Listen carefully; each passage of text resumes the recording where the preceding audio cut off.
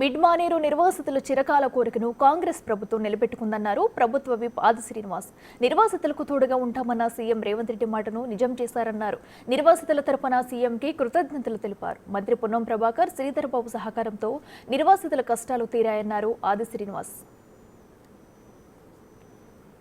గ్రామాల ప్రజల చిరకాల కోరిక గత ప్రభుత్వం వారికి డబుల్ బెడ్రూమ్లు ఇస్తామని చెప్పి ఇవ్వని మాట ఆ ప్రభుత్వం అయితే ఈ ప్రభుత్వం వచ్చిన తర్వాత ఇందిరమ్మ ఇంటి ఇచ్చే క్రమంలో ప్రాధాన్యత ఇస్తామని చెప్పి ఏదో మాట ఇచ్చినాము. యనమల రేవంత్ రెడ్డి గారు గౌరవ ముఖ్యమంత్రి ఆనాడు పీస్ అధ్యక్షుని హోదాలో ముంపు గ్రామాల్లో నిద్ర చేసినప్పుడు మీకు తోడుగా ఉంటామని ఇచ్చిన మాటకు అనుగుణంగా ఈ 20వ తేదీన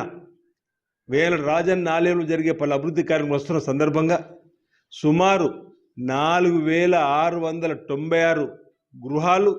ముంపు గ్రామాలకు సంబంధించి నిధులు మంజూరు చేస్తూ నిన్నటి రోజే మరి వరకు జీవన్ కూడా విడుదల చేయడం ఆనందదాయకము, హర్షదాయకము.